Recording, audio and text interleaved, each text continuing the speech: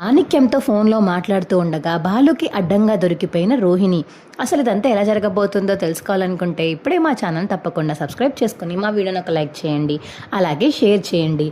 ఇక రోహిణికి విల్లా విజయ్ కనిపించడంతో ఇక మనోజ్కి అయితే వచ్చి చెప్తుంది రోహిణి, ఇలా కనిపించాడు, ఇలా మిస్ అయిపోయాడు మనోజ్ అని. ఇక రోహిణి చెప్తుంటే, ఏంటి అలా ఎలా మిస్ చేసావు రోహిణి, అసలు ఇలా చేస్తావని కళ్ళకు కూడా అనుకోలేదు, ఎందుకని మిస్ చేసావు, వాడిని పట్టుకుని ఉంటే 30 లక్షల మంది మనకు వద్దును కదా అని చెప్పేసి ఇక మనోజ్ అంటుంటే, అదేంటి మనోజ్ అలా మాట్లాడతావు, పోయినసారి నీకు కూడా కనిపించాడు, అప్పుడు నువ్వేమైనా పట్టుకున్నావా, లేదు కదా, ఇప్పుడు నన్ను అంటావేంటి, మగాడు అయ్యుండి నువ్వే పట్టుకోకుండా యాక్సిడెంట్ చేయించుకుని కళ్ళు పోయే స్టేజ్ దాకా వెళ్ళావు, మరి ఇంకా నయం, నేను ఇంకా పట్టుకుందామని వెనకాల పరిగెట్టాను కానీ వాడు నాకు దొరకలేదు, మిస్ అయిపోయాడు అని. ఇక రోహిణి చెప్తుంటే, సరే ఏదో ఒకటి చేసి వాడిని పట్టుకుందాంలే, ఎలాగైనా వాడిని పట్టుకోవాలి, ఎలా పట్టుకోవాలి అని. ఇక మనోజ్ మరియు రోహిణి అయితే ఆలోచిస్తూ ఉంటారు.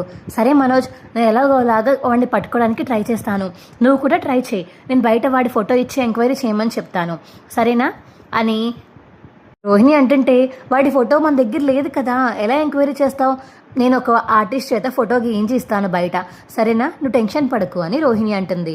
సరే టెన్షన్ పడకుండా ఎలా ఉంటాను కానీ ఆలోచిస్తాను, వాడి గురించి ఎలాగైనా పట్టుకోవడానికి ట్రై చేస్తాను అని మనోజ్ అన్నస్ అక్కడి నుంచి వెళ్ళిపోతాడు. ఎలాగైనా వాడిని పట్టుకోవాలి, ఆ 30 లక్షలు నా దగ్గర ఉంటే ఎలాగోలాగా మా నాన్న పంపించడనో మా మావ ఇచ్చడనో ఎలాగోలా సెట్ చేసుకోవాలి, దేవుడా వాడు నాకే దొరికేలా చూడు, ఎవరికి దొరకకుండా కాపాడు తండ్రి అని. ఇక దేవుడికైతే దండం పెట్టుకుంటుంది రోహిణి. అప్పుడే ఇక ప్రభావతి అయితే మంగళ స్నానాలు అవన్నీ అయిపోయాక ఇంటికైతే వస్తుంది. అమ్మ కాళ్ళ నొప్పి వచ్చేస్తున్నాయి, ఓసై మీనా కాఫీ పెట్టి ఇవ్వవే అని ప్రభావతి అంటుంటే, ఏం నువ్వు వెళ్ళి పెట్టుకోలేవా, ఏంట్రా నీ గోలా అని ఇక బాలుని అంటుంది ప్రభావతి. నా గోలా, ఇన్ని రోజులు అక్కడ ఉండి ఏం చేశావు, ఇక్కడ కూడా వచ్చి అదే పెట్టుకో, కాఫీలు టీలు పెట్టుకోవడం కూడా చేత కదా నీకు అని బాలు అంటుంటే, బా రే ఇప్పుడు దాకా అక్కడ వాళ్ళకి సాయం చేసి చేసి అలసిపోయాను రా, ఇప్పుడు ఇంటికి వచ్చాను రా, ఎందుకు రా ఇలా తింటున్నావు నన్ను అని ప్రభావతి అడుగుతుంది. అదేంటిది, నేను తింటున్నానా, అయినా నువ్వు అంత సాయం చేసేదానివి ఏంటి, అక్కడికి వెళ్తే అంత సాయం చేసేస్తావా నువ్వు, నువ్వు ఏ పని చేసుండో మొత్తం కామాక్షి అత్తే చేసుకుని ఉంటుంది అని బాలు అంటుంటే, రే ఇప్పుడు నీ బాధ ఏంటి, నా బాధ మీనా బోల్డ్ పనులు చూసుకుంటుంది, వాళ్ళకి డెకరేషన్ చేయడం కోసమని పూలను సిద్ధం చేసుకుని అందరినీ పురమాయించుకుని స్టాండ్లు వాళ్ళకి వీళ్ళకి అందరికీ ఫోన్లు చేసుకుంటూ కష్టపడి పనిచేసి ఇంట్లో అందరికీ వండి పెడుతుంది, అలాగే తన పూలు తన మాలలు కట్టి డెలివరీ చేస్తుంది. అంత చేస్తున్న మీనాకి ఏ మాత్రం సాయం చేయకుండా సిగ్గు లేకుండా మళ్ళీ నువ్వు వచ్చి ఇలాగా కాఫీ పెట్టమని అడుగుతావా, ఎవడు కాఫీ వాళ్ళు పెట్టుకోలేడా, మా మీనా ఏమన్నా పని మనిషిలో కనిపిస్తుందా ఏంటి మీకు, వెళ్ళి పెట్టుకోపో అని బాలు అనేటప్పటికీ, అబ్బా ఏంటండి ఉండండి, ఇదిగో అత్తేమో ఈ కాఫీ అని మీనా అయితే లోపలికైతే వెళ్ళిపోతుంది. రేయ్ చూసావా నీ భార్యకి నేను ఎంత భయమో, తెచ్చి చేసింది కాఫీ అని. ఇక ప్రభావతి అంటుంటే, అది భయం కాదు గౌరవం, నువ్వు అత్త కాబట్టి అత్తకిచ్చే గౌరవం అత్త చేసింది, నీలాంటి అత్త నాకుంటేనా, దానికి ఉంటుంది చూడు సామిరంగా అని. ఇక బాలు అంటుంటే, చాలే మీ అత్తగారు ఉన్నారు కదా, మీ అత్తగారిని బాగా చూసుకో, మా అత్తయ్యగారు మంచోళ్ళే నీకులా కాదులే అని. ఇక బాలు చెప్తుంటే, అబ్బాబా పొద్దున్నే మొదలుపెట్టి సరే మీ గోలా ఆపుతారా ఇంకా అని సత్యం వచ్చి అడుగుతాడు.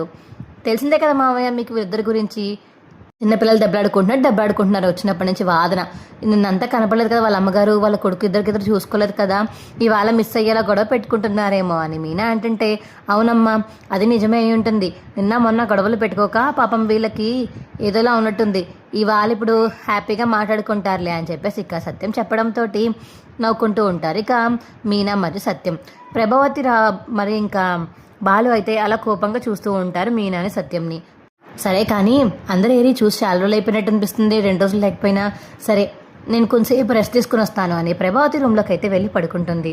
ఎలాగైనా ఇక విల్లా విజయ్ గురించి తెలుసుకోవాలని రోహిణి అయితే తను తెలిసిన వాళ్ళందరికీ ఫోన్ చేస్తూ ఉంటుంది. అప్పుడే అనుకోకుండా ఇక మాణిక్యం నెంబర్కి అయితే ఫోన్ చేసేస్తుంది రోహిణి.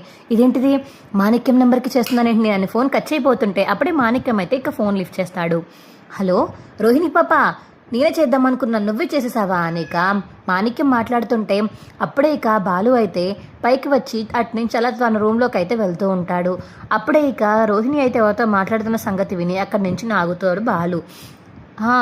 నువ్వా, చెప్పు మాణిక్యం, నువ్వు ఎందుకు ఫోన్ చేసావు రోహిణి పాప, నాకు చిన్న పని ఉందిలే, అందరికీ ఫోన్లు చేసుకుంటున్నాను. మా డబ్బులు ఒకడు దొంగతనం చేశాడు, వాడి గురించి ఎంక్వైరీ చేద్దామని నా దగ్గర ఉన్న వాళ్ళ ఫ్రెండ్స్కి ఫోన్ చేసి ఆర్టిస్ట్ ఎవరన్నా తెలుసా, బొమ్మలు గిట్టే ఆర్టిస్టుల గురించి తెలుసుకుంటున్నాను. పొరపాటున నీకు వచ్చేసింది ఫోన్ అని రోహిణి అంటుంటే, అవునా రోహిణి పాప, ఏం పర్వాలేదు, నువ్వు కరెక్ట్ టైంకి ఫోన్ చేశావు. నాకు ఇలా చిన్న సాయం కావాలి రోహిణి పాప. ఏంటి? ఏం లేదు, ఊరికే అన్నాను. సాయం కాదు కానీ మీ దగ్గరికి మొన్న వచ్చి శుభలేఖ ఇద్దాం అనుకున్నాను, కానీ మళ్ళీ షోరూమ్కి వస్తే అడ్డంగా బుక్ అయిపోతానేమో అనుకుని షోరూమ్కి రాలేదు. అమ్మో అమ్మో, నువ్వు షోరూమ్కి రాకు, నిన్ను కానీ మా వాళ్ళు ఎవరన్నా చూసారంటే ఇట్టే గుర్తుపట్టేస్తారు, నా బండారం మొత్తం బయటపడిపోతుంది. నువ్వు నా మావయ్యని అందరికీ నువ్వు కాదని తెలిసిపోతుంది. నువ్వు రావాల్సిన అవసరం లేదు, చెప్పు, కావాలంటే నేనే వస్తాను నీకేమన్నా కావాలంటే అని ఇక మాణిక్యంతో రోహిణి మాట్లాడుతుంటే ఆ మాటలైతే బాలు వినేస్తాడు. ఏంటి, అందరి ముందు నాటకం ఆడిందా పార్వరమ్మ, అందుకనే నా ఇలా చేసింది, చిచ్చి అని చెప్పేసి ఇక బాలు అయితే మనసులో అనుకుని ఇంకా రోహిణి మాటలు వింటాడు. అది కాదు రోహిణి పాప, నువ్వు ఉన్నావు కదా, నీ కోసం నేను విద్యావా దగ్గరికి వెళ్ళాను. మా వాడి పెళ్ళుంది, శుభలేఖ ఇమ్మని తనకిచ్చాను, నీకు ఇమ్మని చెప్పి.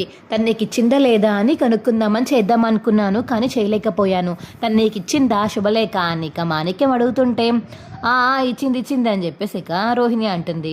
ఓ ఇచ్చిందా, సరే మరి రేపే ఎల్లుండి పెద్ద ఫంక్షన్ మా ఇంట్లో, తప్పకుండా రావాలి నువ్వు, అర్థమవుతుందా? రాకపోతే మాత్రం నా మీదొట్టే చెప్తున్నాను. నాకు బాగా పరిచయమైన వాళ్ళల్లో నువ్వు విద్య ఇద్దరు నాకు బాగా పరిచయం కాబట్టి మరీ రమ్మని కోరుకుంటున్నాను.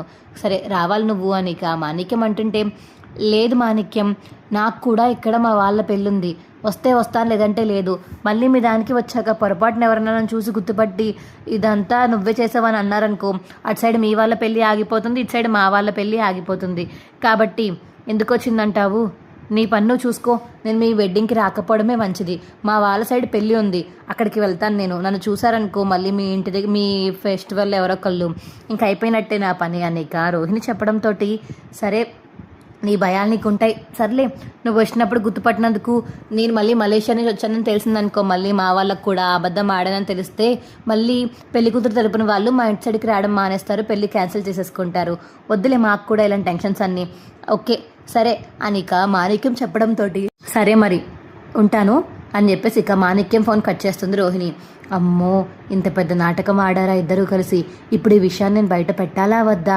సుందరి పెళ్ళి జరగబోతుంది రేపు కానీ ఎల్లుండి కానీ ఇలా ఇప్పుడు రోహిణి గురించి నిజాన్ని బయట పెడితే ఇంట్లో మొత్తం గందరగోళంగా తయారవుతుంది. అప్పుడే బయట పెట్టాలా వద్దా అని బాలు అయితే ఆలోచిస్తూ ఉంటాడు, మనసులో ఆలోచిస్తాడు. ఇకప్పుడే రోహిణి రూమ్ దగ్గరికి అయితే వెళ్ళి నించుంటాడు బాలు.